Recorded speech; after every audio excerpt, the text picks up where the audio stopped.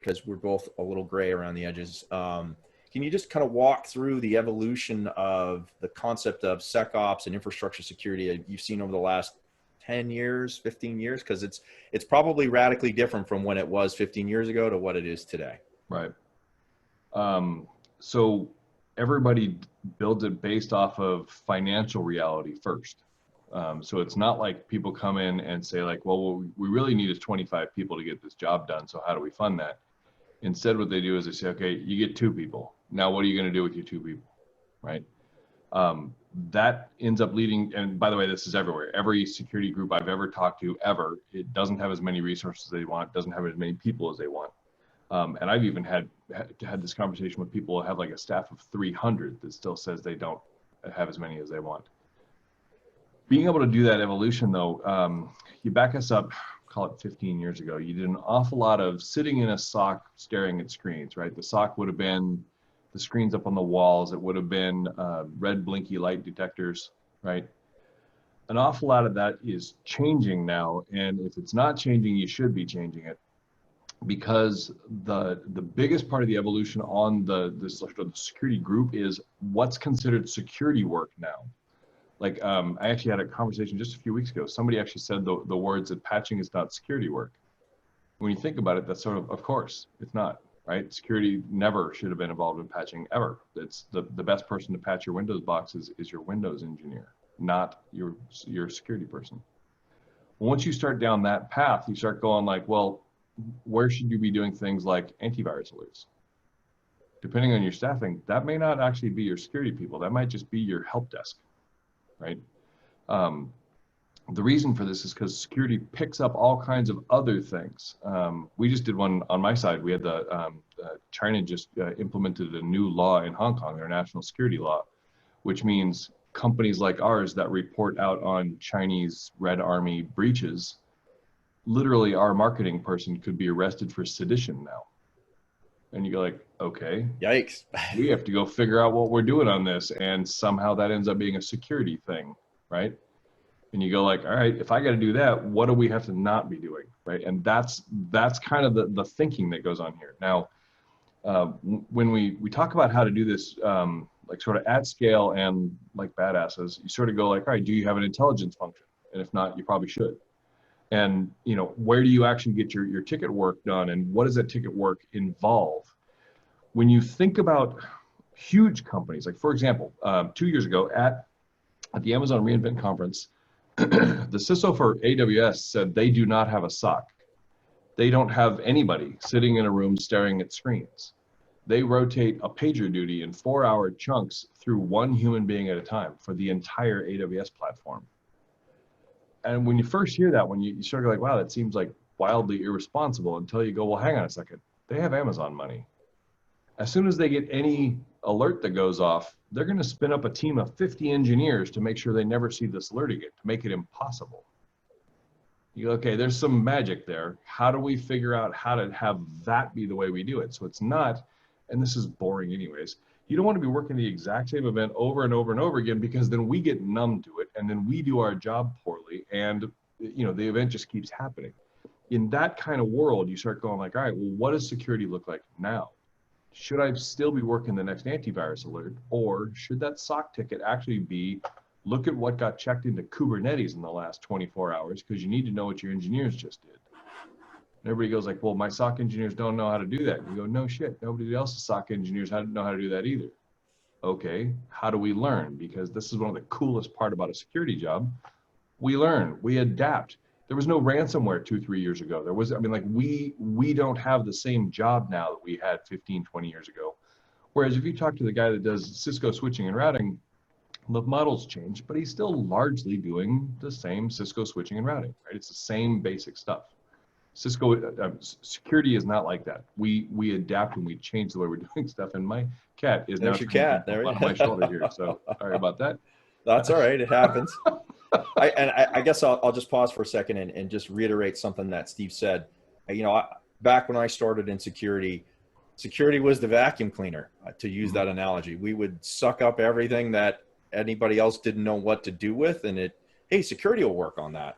And it ended up, as you looked at your portfolio of work, They're like, I do that? I didn't know that that was something that I needed to do. And then you're right.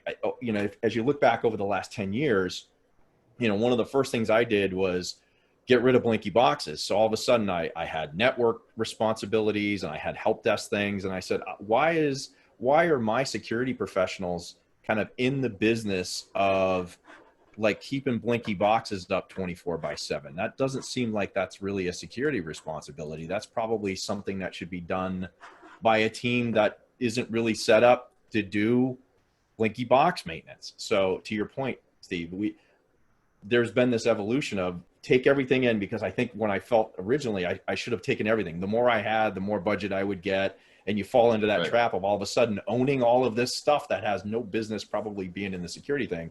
Then you step back a second and go, well, now I have all this responsibility and none of it relates to security. How do I jettison that off the back of the boat? Right. And get back to doing the things that are kind of the most important security activities that we can do. There's a whole, there's actually a very mature model as to how you would do things like that. So at the company that Casey and I were at, we hired PwC to come and do the whole 3 tiers of defense model setup as to how to do this, where the front line of defense is the person that's actually typing into the keyboard. Second line of defense is not only making sure first line's doing it well, but setting what they're supposed to be doing. What are the controls they're supposed to be having, and then measuring the report cards for that. Third line of defense, by the way, is internal audit, where basically we would have to present to them to say, this is why we say we're doing enough controls, right? Well, when you think of it in that kind of terms, you go like, all right, do I need my security person to be the one that types in the firewall rule? Or should that probably be in the networking group where their job is to maintain uptime? So as long as they're not doing it bad, or they're not putting in stupid things like inbound telnet from the internet, well, then that is actually a networking function to type in the firewall rule. There isn't even, in my estimation, there isn't even an approval function needed, because what you should do is say, here's this group of stuff, you're going to allow inbound on port 80 to our DMZ. Yeah, go ahead and do that at noon on a Tuesday. I don't care. I don't even need to know about it. Tell me once a month how many times you did those pre-approved changes. If I'm involved in that at all, I'm just wasting everybody's time, right? When you can do that, all of a sudden that seems, in some companies, that's sort of revolutionary. In other companies, people are going, yeah, we did that 10 years ago, right? That evolution, you sort of go like, okay, where is your company on that evolution? To go like, okay, I don't need to know about inbound on web ports to the DMZ.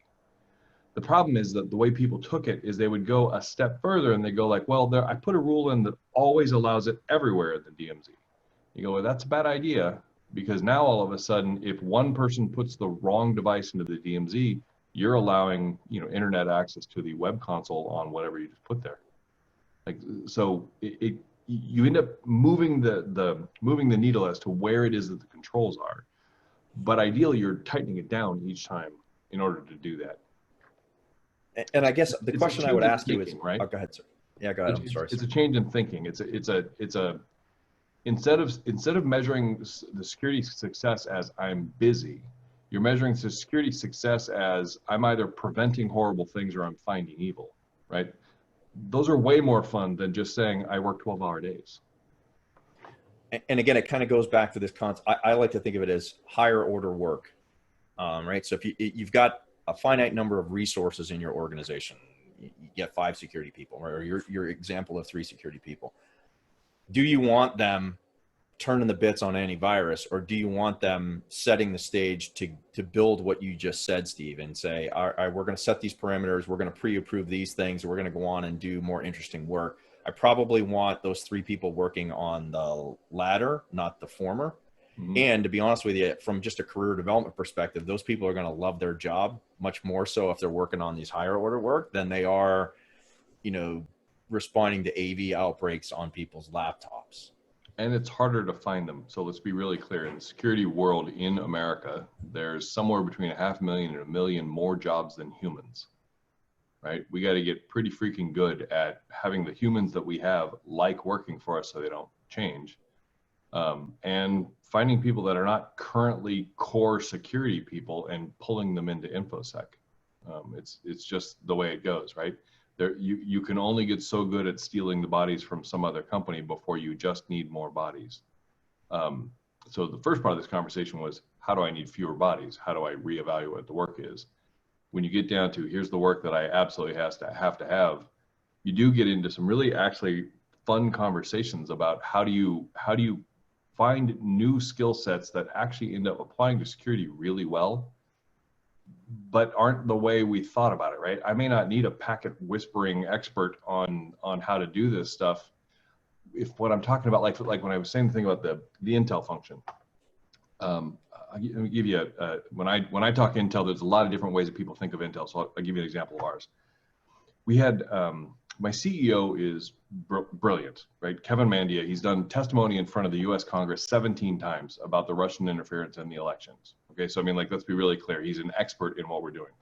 He called me up I guess now it was about 8 months ago. He says, I have an oddly specific phishing case. I have 6 emails in my inbox right now. 2 of them show as coming from buddies of mine in college in Germany. They're not on my LinkedIn, and they even got their middle initials correct. They're like, all right, boss, yeah, that's pretty specific. Okay, well, we're on it, right? So we go diving into the intelligence. We come back in 30 minutes, which the turnaround time on this I'm incredibly impressed with. And we had multiple different ways in doing this one. They all come back and they say that we can say with high confidence that you have 2 phishing cases here, not 1. In one case, you have your buddy in Germany lost his password in this public password breach, and he probably infected your other buddy, and that's being used as part of a diet pill scam out of Amsterdam at this ISP. Completely unconnected is UNC 1276, this attack group out of Nigeria. They're running this other scam at the same hosting company, which is why the URLs look the same, but they're completely disconnected. They have nothing to do with each other. They just happen to be done at the same time, right? And I can see Andrew nodding there.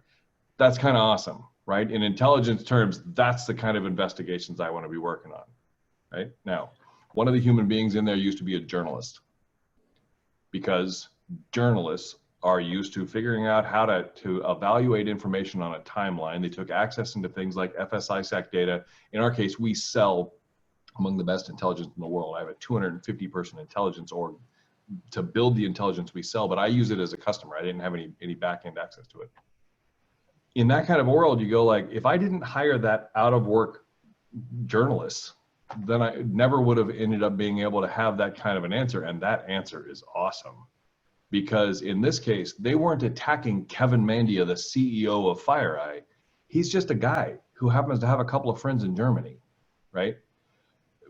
When I go back to Kevin and I give him the little write-up, I'm like, so this isn't a big deal. They're just attacking, anybody. They're not attacking like the Kevin, right? He goes like, okay, thanks, roger that. And he goes back to work. And I'm like, I just got Kevin Mandia to let go of something. Like, he never, ever lets go of anything. He's like one of the most intense people I've ever met in my entire life. And an out-of-work journalist that I gave a new career to ends up being the person that can deliver an answer like that. When you start thinking of things like that, you go like, all right, a SOC manager. Do I need the packet whispering expert to be my SOC manager? Or would a former customer service person that's really passionate and good at their job and going to help me retain my staff, is that going to actually help here? Because all of a sudden, your SOC manager hates doing tickets and metrics and bullshit, right? It's all the crap work that we never really wanted to do anyways. It's not fun security work. Whereas if you had a former person off of a customer service thing, that's actually her career. And now all of a sudden you're going to get somebody who's going to say, wow, we had a 21% increase in networking device tickets this week. Is that bad? She may not even know. But your nerds, they're going to go like, oh, wait a minute, we got to figure out why that happened. And they're going to go have fun on that one, right? So now you got someone where their core career is connected in with somebody else's core career, and the net is, as a CISO, we get better security. That re-envisioning of that whole thing, Google at Black Hat a couple of years ago, they were up there saying that they had this whole process as to how you request SSL certificates inside Google. And finally somebody goes like, why do I need to approve SSL certificates? Because these people that are requesting it, they're allowed to do it. And we know exactly which people are allowed to do it because we've manually been checking it for the approval thing.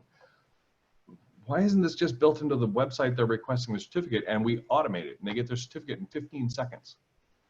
So they, once a month they make sure nobody's requesting bad ones, and they do have an internal way to revoke them and things like that. But they just removed all of the security people out of the process totally because we want people to be using SSL certificates very, very broadly.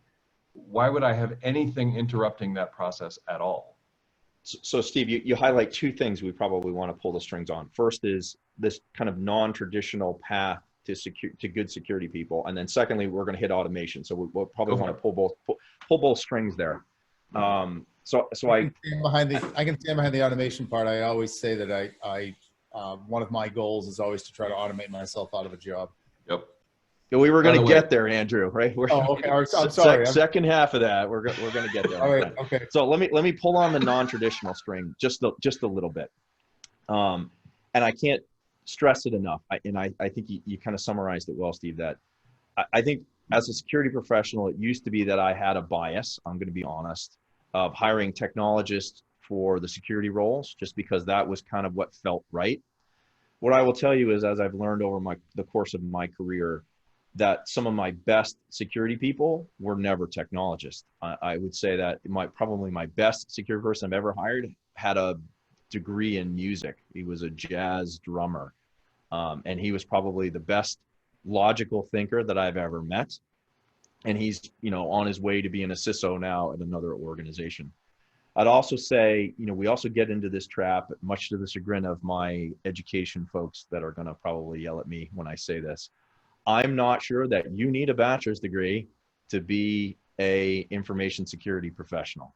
I think it's great that you go through and you prove out that you can get through that program, but I am not a fan of saying that that's an absolute requirement for you to be an information security professional. I think you limit the breadth of folks that you can bring in. So back to your customer service example, Steve, that person may have come up through a CS person right out of high school and they became a manager in that group, and they don't have a bachelor's degree, and they can be extremely successful in that role as a SOC manager, never having finished up a bachelor's degree in business administration, as an example. So I do think that we as security professionals need to think a little bit more broadly about the finite resources we hire, and don't get ourselves compartmentalized to only hiring, Northeastern folks, people out of the Northeastern cybersecurity program, because I do think you're going to limit the candidates and the perspectives that you get as a result of taking that kind of narrow focus. Steve, what do you think?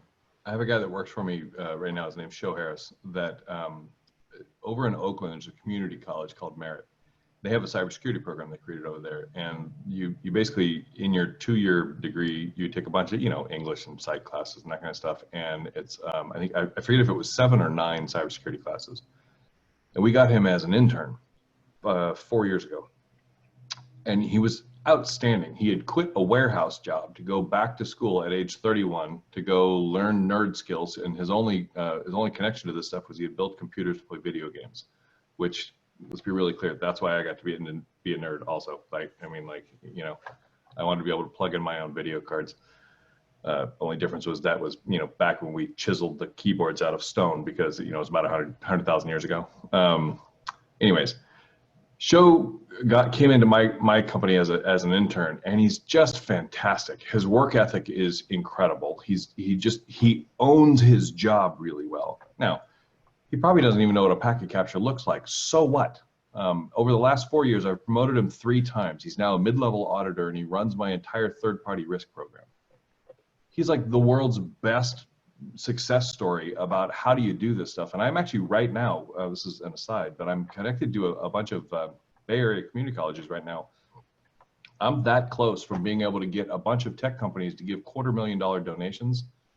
It's entirely possible that starting in January, I will be able to refund students for every single cybersecurity class taken by all 23 or 27 Bay Area community colleges for the entire year. Like if that happens, I'm going to be screaming this to everybody I can scream this to, because then I'm going to want to repeat it everywhere. But we went to Google and we said, like, you want to donate to this thing? We're going to try to give refunds for their tuition as long as they get a B. And Google says, well, can we use it in our marketing? We're like, yeah, give us $500,000 and you can do that. They're like, yeah, sure, whatever, right?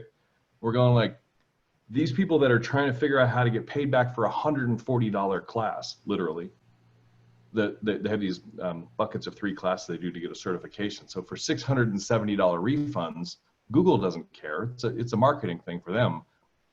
That means that some community college student can get tires for their car, right? I mean, like, So anyways, I'm pretty deeply into the whole, how do you change the thinking on there? I will also say that I've had to take on multiple HR groups at multiple jobs. I haven't lost once, but I literally have said, you're going to remove the bachelor's requirement from all of my job positions. And if I find out that you haven't sent me a decent resume, we're going to have some serious words, and I'm going to end up going to the head of HR to go completely over your head and redefine how you do recruiting. I am not interested in how you've been doing it. I want it done my way. Yeah, and again, I think that's the struggle that we have as CISOs, right? Is that communication with HR and convincing our people leaders that it's not an absolute requirement that you need to have that bachelor's degree. Again, I think it's too limiting. Is it a struggle? I mean, like, you leave a trail of bodies behind you. Well, so you try not to, right? We're supposed to be good partners. All right, so let's move the conversation a little bit. Let's talk about automation, right? So we recognize security operations has morphed over time.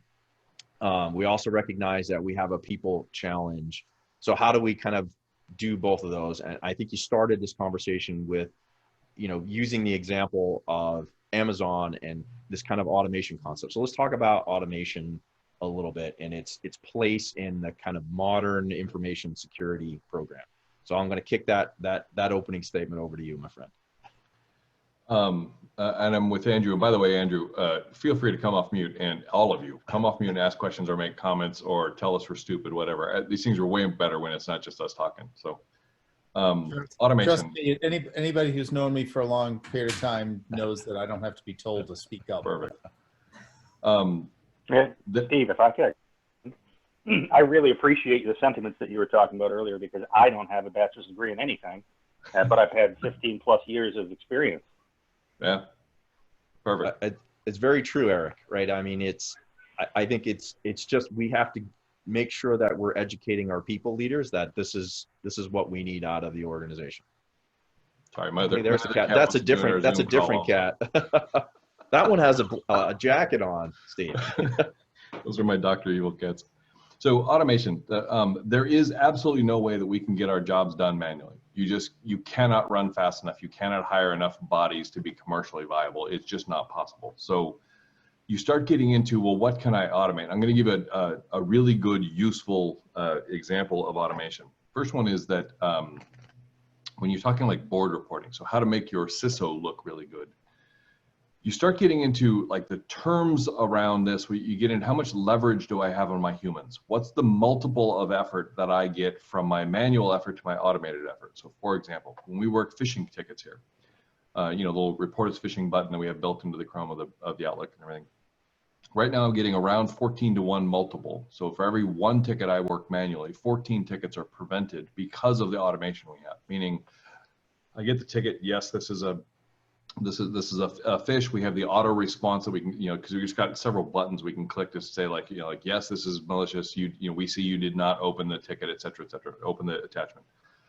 Then we have it go into the inboxes and go remove the mail and the attachments and everything else for everyone else. And there's actually two different pieces of automation on there based on whether or not they read it. So if actually technically it's three. If they had opened it, now we would have to go do cleaning processes, for example. But if they read it, they get a version that says, hey, you saw an email, and we include like the subject line off in there and say like, it's good that you didn't click the link, but letting you know that was malicious, and we removed it from your inbox and everybody else's. If they haven't read the thing, we don't even tell them. We just remove the thing and it's gone, right? 14-to-1, we're getting the multiple of leverage. Well, if you're the security leader and you're presenting, how many times am I preventing work from my staff? Your credibility goes sky high when you finally say like, look, I just need another staff. I've automated everything I can automate, and now I need an extra. In my case, it was third-party risk was the last incremental headcount I got. Now, in total security nerd terms, because I get the feeling that there's a few people in here that we all like the good stuff. I'll give you a great one. A couple years ago, we put out our version of a breach report, right? It's called the M-Trends report, and we work 750 breaches a year. What did we learn? What do we know about the bad guys that happened in the last year? A couple years ago, we came out with one that said that there was a London-based financial group that had one of the Russian attack groups had broken in, but they did things a little differently. Instead of just click the link and pop in the accounts and then moving around, They went and issued themselves two-factor auth tokens as the compromised user. So now they were able to go into the VPNs and do this whenever they wanted. That wasn't actually the novel part of this one. They then, once they had escalated and they got into Active Directory, they created a fake EA, a fake secretary, and they delegated the CEO's email to this fake secretary that didn't exist. And by the way, this fake secretary had a phone in Odessa, Russia, so they could check the CEO's email from their phone. How would you know if you had a bad delegation in Office 365? Because delegations happen all the time, right? And at every company on the planet, having the Russian GRU reading your CEO or your CFO or your chief legal counsel's email, that would be horrible, right? Now, in this case, they were able to do it because the company had a misconfiguration on their Duo console. They had put their self-registration portal on the broad internet, but they had 45,000 employees. So even if they had had it on the internal network, that's a medium-sized city, right? You're not getting 45,000 people is a lot of people. You can't really act like your internal network is much different than the broader internet. In our case, when this one came up, we had the same oh crap moment that most people do, and we had to go in and had to go researching like what delegations do we have, what, you know, do I have any problems? We didn't have any evil ones in there, although we did have somebody who had been the EA for a different SVP than the one she was supporting now. She still had access to the old exec's email, that was inappropriate, so we got rid of that thing. By the way, if you ever do that evaluation, you're going to see a ton of them inside like funky little service accounts for Office 365. Like every employee you've got has several delegations, whether or not they ever went in and did this themselves.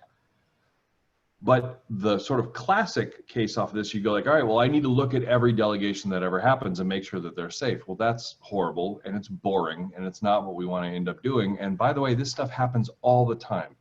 There's probably, I don't know, 10 or 12 EAs in my company, which is a relatively small number of them. And whenever one of them goes on vacation, they always have to back each other up and who's supporting who, and the delegations are changing all the time. Like multiple times a week, we were getting the event that a delegation happened. And it was like, well, how do we automate this? Turns out it's not terribly hard. What you have to do, the thinking here, is you're automating what does a real secretary look like? Well, she gets a paycheck and she's in Workday. And she, you know, has a laptop in Active Directory and she checks into that at least once a week. And in our case, that we have a recruiting system called Smart Recruiters. Her resume is in Smart Recruiters, meaning it's gone through all this stuff. And by the way, the Russians didn't do any of this work on the breach that they did. They just had created an Active Directory object of a secretary. So in our case, the event ID that comes out of Office 365 says a delegation happened. The automation says, go grab me all that other information. Grab me the Workday stuff, grab me the paycheck information, all that kind of stuff. And if I have all of that, close the ticket. I don't even want to know it happened. I would literally waste my own staff if I ever even had a human look at the ticket. And you go like, wow, that means I now literally have written some Python code to automate my risk tolerance for delegations. Yeah, exactly. Because what that does mean is that when I get a ticket that ends up in my queue for something that didn't have all of the right evidence on the thing, that's the only one I ever wanted to look at anyhow, right? In our case, actually, the funny part that came off of there was it turns out that execs tend to just say, this is the secretary I'm hiring. They don't bother with the HR process. They don't put their resume into the system. They never posted the job externally. They just shortcutted all the things and said, we're hiring this person, right? So that's actually the thing that comes up on our automations. We're debating whether or not to remove that from the criteria. That's actually fun engineering to go like, how can I tighten down my criteria? How can I get even better at defining what a real secretary is, right? In those kinds of cases, once you start having things like this, I'll tell you exactly what it looks like culturally. And actually, Eric and I worked in a place where my staff there was 55 people. If you have a lot of staff, you end up with a lot of people that's sort of the crunchy jerk that's been in a SOC for a decade, right? You know, we all know the guy I'm talking about, right? That's the person that has been on like religious wars all the time. Is like, if the users were just not so stupid. I'm sorry. We're the weird ones. We're the panicky, twitchy ones that like, we don't click on anything ever, right? The users are normal people. We're not, right? When that person is, instead of saying, why are users so stupid? When that person instead is saying, can't we automate this? I'm sick of doing this. Culturally, that means you've hit it now. That means that you really have enough muscle memory to be able to say like, you know, okay, yeah, more and more automation. I actually, about a year and a half ago, I had somebody that left. My SOC here, by the way, is 8 people. My total staff is 27. So out of 3,000 employees, so I have less than 1% of the employees in the company, just to level set that. I had somebody left my SOC, and every time I have somebody leave one of my groups, I don't just automatically refill the role I had, because while that does make some sort of default sense, you really do get in to go like, okay, do I need my 8th SOC person, or do I have some other burning need that's worse, right? Because we have to adapt all the time. And in this case, a couple years ago, we said, no, I need another automation person. So I now have 7 people in my SOC and 1 person who does nothing but automation. And again, by the way, he wasn't a security person ever. He had never done anything in security at all. He's just an insanely awesome Python developer. He also now is my API whisperer. Like we won't buy any products ever that don't have an API interface to them now. And I just magically get all this stuff crammed into tickets now. And, you know, I'm able to prevent tickets and all this other kind of stuff. And here's the really, really cool part. Our consulting organization is called Mandiant. That's the group that does the 750 breaches a year. So with almost perfect clarity, if you've heard about a breach in the Wall Street Journal, we worked it to help them figure out who did the attack, help them clean up, etc. We also have some of the best red teamers on the planet. Like literally, we've done red teams at 3-letter agencies in order to try to break in. Not all red teamers have all skills in all areas. So when we were doing, one of our red teams internally got into trying to break into our Amazon environment.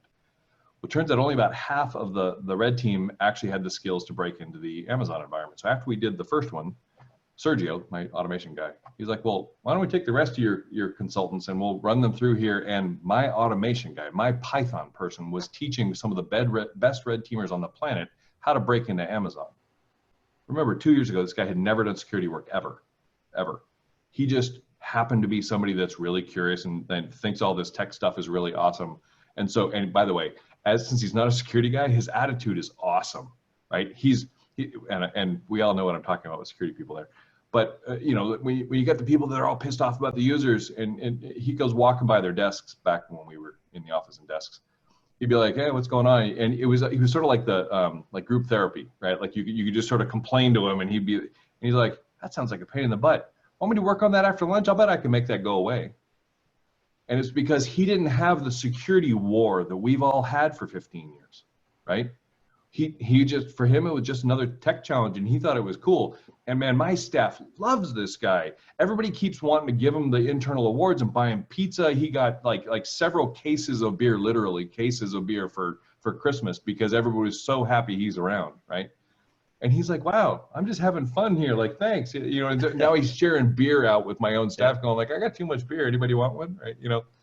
And it just got into this whole conversation of like, what's the actual challenge I have? Do I need somebody who gets pissed off at evil packets? Or do I need somebody that thinks it's really fun to solve security challenges?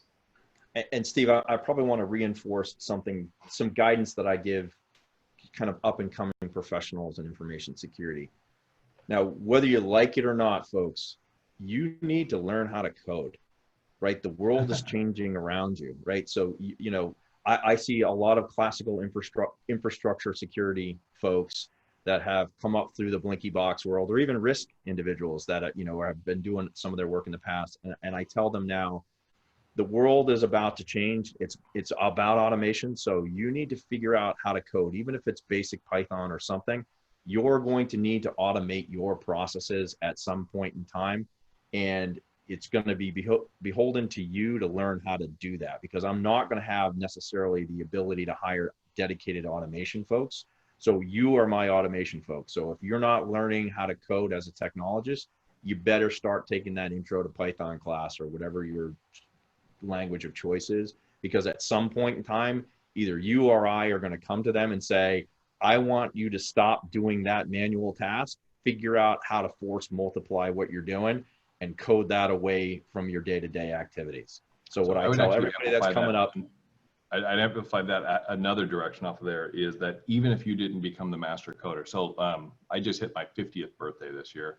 I'm almost finished getting my second master's degree right now at UC Berkeley. I had to learn Python. I'm a dinosaur at this point, and I had to learn some Python, right? I am never in my entire life going to write Python for my job. Let's be really clear. That's not an exec skill, right? However, when I had to do this one for the classes, and there was a crypto class I needed it for, there was a software security class I needed it for, I can actually follow along Python pretty freaking well now. And I did that one literally off of LinkedIn Learning classes. Just over Christmas vacation, I locked myself in a room. I actually went on vacation to Scotland, and I was sitting there in the cafes in Scotland watching LinkedIn Learning videos, right?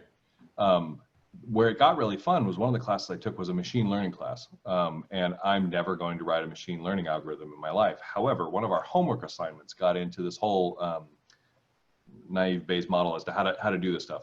And I went back to Sergio, the guy who does my Python stuff. And I'm like, you know, all those medium level events we never look at? What if we like take this and start saying like, all right, what if I wanted to look at like 10, maybe 15 of them a day? What we found off of that one, it's not bad machine learning. It's just not great machine learning, right? This is literally a homework assignment.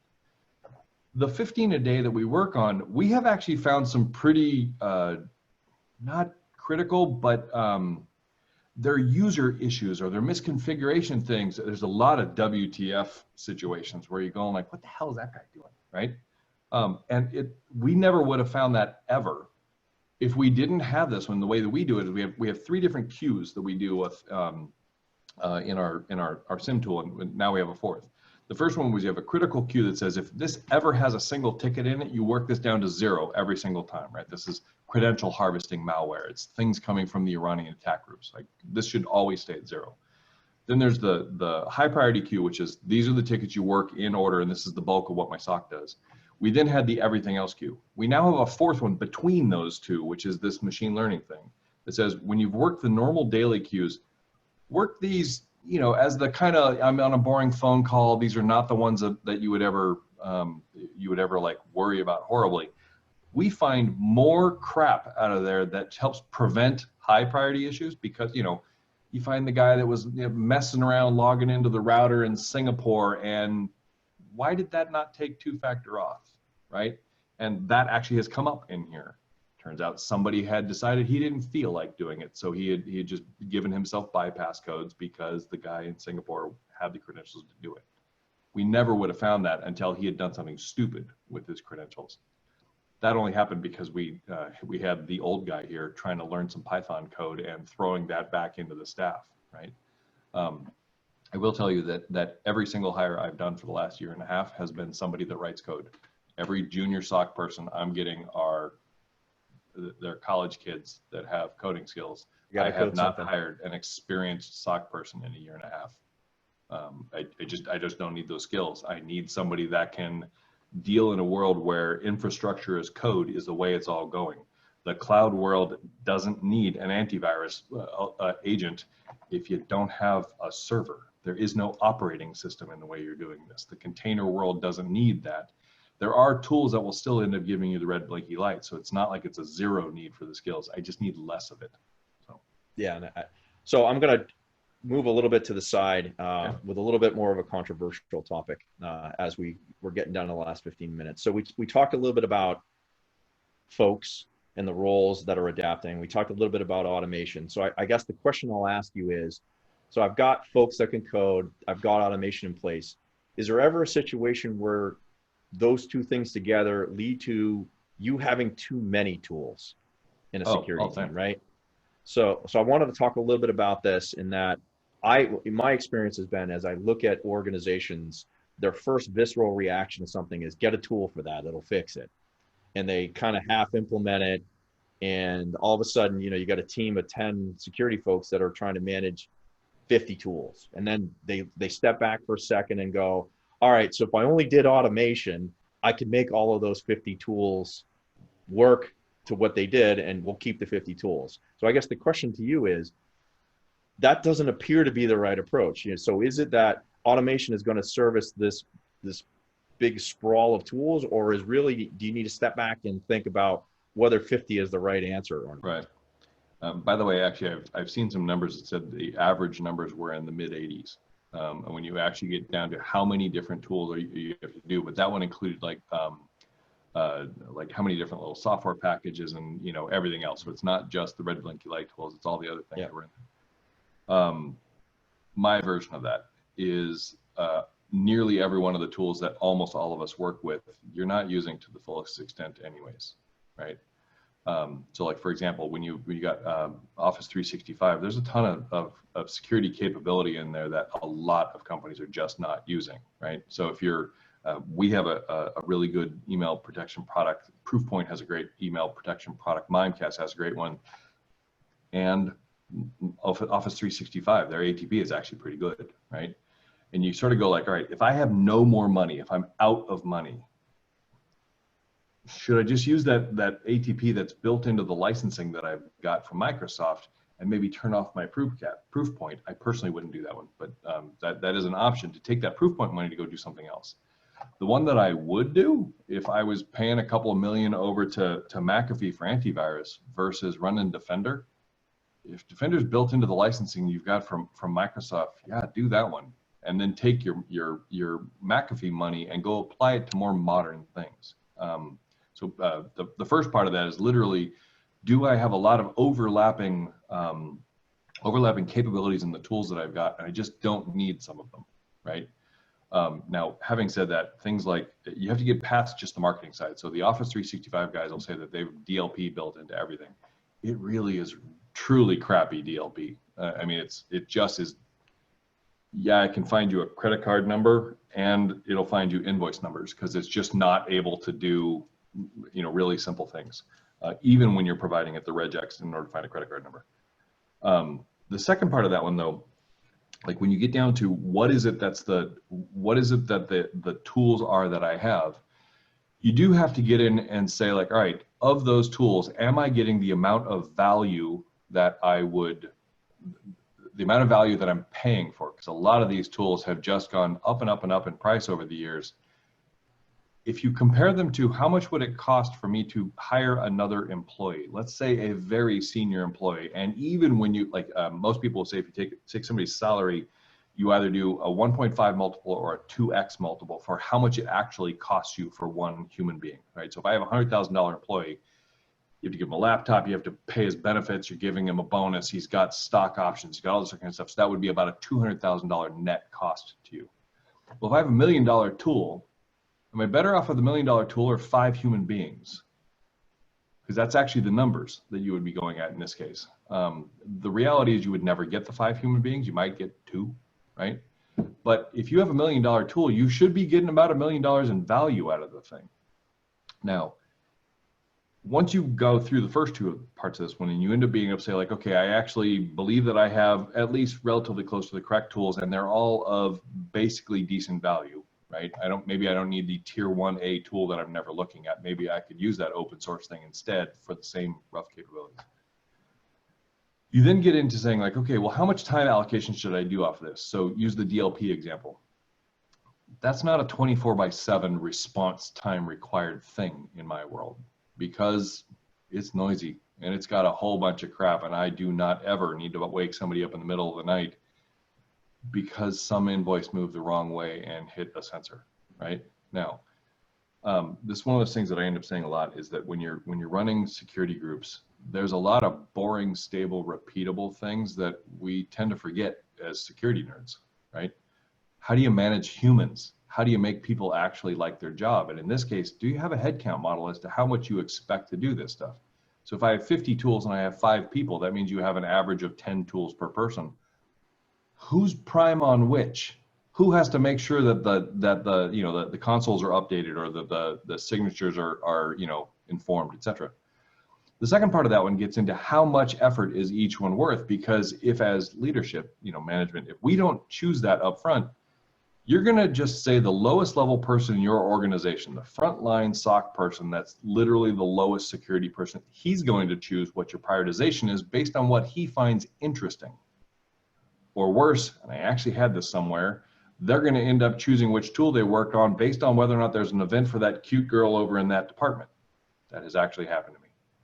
And I got like, no, I don't need you to go work a ticket for that cute girl 3 times in a day. I need you to actually do the things that I want. You're like, well, what is it that I want? Have you said with your staff what the prioritization of these efforts are? The one that I do here, DLP is worth about a half a head count a day to me. Right, so out of 27 people, actually, I'm sorry, half a head count a week. I said that wrong, which means 4 hours. Okay, great. I can do 4 hours. You know, half of a man day per week is what we put on this thing. And what I tell my SOC managers, I don't care whether that's one deep dive, you know, for half of a Monday and then you ignore it for a week, or it's 1 hour a day every single morning just to check in to make sure nothing has gone ragingly off the rails. And then Fridays we don't do this. But we do it. I tend to do my headcount models in 10% increments because that ends up being easy. Now I'll give you another version of this one. In my group of 7 people that I have in my SOC, that's not enough people to do 24/7. So how do you do this, right? Because the answer is not expect your people to work 15-hour days and have them love working for you. So ours is 24/5. And then we also have it's called managed defense. We also have a service that we sell in order to do this stuff. They cover my weekends for me. Well, their threshold is higher on the weekends in order for when they're going to call and wake somebody up. And good, we want their threshold higher on this. So they're going to be the ones that are going to tell me if the Iranians are trying to break into my data center, but otherwise leave me alone, right? We literally have said by risk tolerance, I'm not going to work the miscellaneous tickets, and I sure as hell I'm not going to work a DLP ticket on a Saturday, right? Now, I'm saying this knowing that I've had APT-33, which is the Iranian Revolutionary Guard. I've had APT-33 trying to break into my email for the last 18 months. We have 8 specific accounts that they've been trying to break into Office 365 for 18 months, and they've not gotten in. And yeah, I sleep pretty well on the weekend because you sort of go like, all right, what's the reality as to how you do this stuff? And when you actually can say, I have a defensible model as to how I'm doing my headcount stuff, well, how much effort do you believe you should put onto the 49th tool? Yeah. Maybe that's the one you really want to pay attention to, and I'm going to get one of my older tools down to a 0, which means stop paying for it, right? But when you can do it in 10% increments, a 40-hour week, that's a 4-hour chunk of time. That's very conveniently before lunch and after lunch. Well, perfect. In my group, you go like, because my SOC, by the way, they do more than just monitoring queues and staring at the screens. They've got projects and meetings, and you know we have to do some things on the product side of stuff. So our headcount model in the SOC just gets into, is there always at least one human being looking at the queue? Because I need to know if anything hits that critical queue. Nobody ever perfectly hits that kind of a setup, but it's written on the whiteboard up in, I have people all over the world. So it's the whiteboard is actually virtual. It's a Confluence page. But when you can do that one, if you've got your SOC person on a Tuesday morning and they're supposed to be on the queue and they're busy in a project, at least they know to go find someone else to monitor the queue because they have to finish the project they're on. You don't end up going 6 hours with nobody looking at my critical event queue because we took the time to write down who should be on what setup, right? Those things are boring. They are totally boring and wildly useful. So Steve, we're probably getting down to time, so we'll probably go to the dismount. So are there 2 or 3 things that the audience can take away from today's talk? You know, 2 to 3 nuggets that you want to kind of leave the audience with to say, you should be thinking about these things as you're looking to redesign and remorph your security operations practice. So are there just a couple of nuggets people can walk away with? You should give a shit. Like, and I mean that in most basic terms. Like one of the things that security have in general, I'm making a generalization here, we tend to be pretty passionate about what we're doing. And I mean that even about the really quiet people. Like I used to have a group where I had an awful lot of people that you know, they worked a frontline SOC job, and I had I had one that got really pissed off at a Fortune 10 bank because we had called them up and they had some alerts on it. There was a database that was sharing information with Equifax and Russia, right? And we were calling them up going, hey, you have a pretty bad problem. And when we called up their NOC, they had, their NOC said, well, we're in the middle of Christmas change freeze. We're not touching anything. Call us in January. And I had frontline SOC people. I mean, these are literally the entry-level positions pissed off that this Fortune 10 bank gave us this answer. And from my side, I'm going like, all right, they should care, right? They should give a shit. I loved the passion out of this guy. However, he shouldn't have been angry at work. He should have given a shit and we should have done something. Now, the fun part about that one was I called up their CISO and I said, like, okay, your people just gave me an answer I don't think you want your people to give me. If you give me the same answer, I will leave you alone till January, right? And he goes like, oh yeah, no, thanks. We don't want that one. 10 minutes later, all of a sudden his staff were now interacting with us properly. That whole give a shit idea, you should give a shit about your career. You should give a shit about your coworkers. You should give a shit about the budget that you're spending, right? Even if you're not the person in charge of the budget, you should be the one that tells your boss, we haven't looked at that tool in 6 months, right? Your boss may not even know.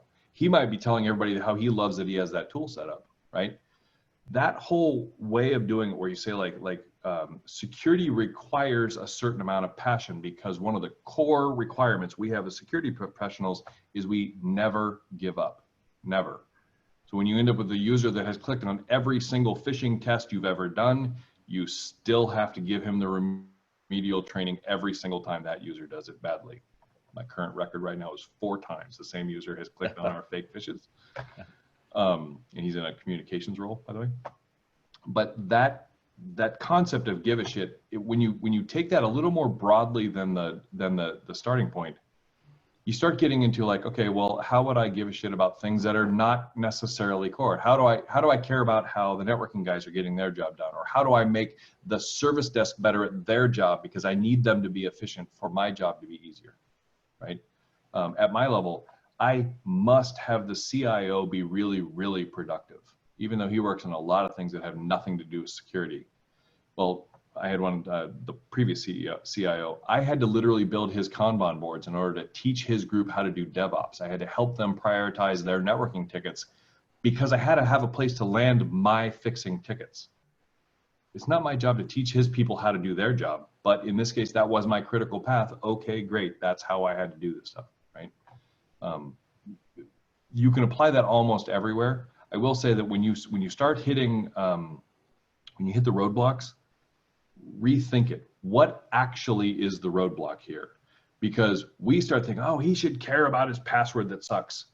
Well, why is it that they're not using the one-time checkout passwords? Why are they not using the password vaulting? Why are we not able to go to passwordless? Right? I mean, like all those kinds of things are being way more interesting, where you can say like, well, instead of me fighting this fight, how would I fight the next fight where they're more likely to like not having to type their password in, and I can get that one done correctly, right? When you rethink it a little bit without the personalities, it ends up being a lot of fun. So Steve, we're a minute or two off. So I want to thank you for all of your time and your passion with respect to information security. We all share that as the professionals in the space. We're only going to have a couple of minutes for questions before we kind of run out of time. So if folks have a question for Steve or I, we've got about 2 minutes or so, 3 minutes to maybe do 1 or 2. So if there are folks out there that want to have one, feel free to fire them off. And the room was quiet. Andrew, you were going to ask a question earlier. I don't know if you ever got your question out or if it was answered. Finding the mute button. No, I don't think I have an open question right now. The topic is great, so thank you very much. So as I'm looking at the names here, there's actually one more that may actually have worked for me in the past. Michael Smith. The problem is that's such a generic name. I can't tell if that's the Michael Smith that used to work for me or not. Everyone must have seen your name. Decided to come back. See what you're up to now, Stephen. Well, this was great. I mean, you both covered so much. I hope I am gonna I've recorded this. I'm gonna be able to transcribe it. If it's okay, I would love to be able to put the audio up on our site so people can go back and listen. And we could also send it out to a lot more. I'm sorry? Did I have too many F-bombs in there for you to put on the internet? No, I didn't have any. I didn't hear any in there. Yeah. No, you're good. We might have gotten them out in the prep calls. We didn't get a PG plus the 13 plus. So again, Mark, I want to thank you very much. Stephen, I want to thank you. FireEye, Deloitte, Nuance, Sonotype, all of our companies that are so wonderful and support us in being able to do all of this. So I appreciate all of your time. this morning. And with that, I will say goodbye. Enjoy the rest of your days. Enjoy your weekends. Thanks, folks. See you later. Take care. Bye-bye. Thank you. Thank you all.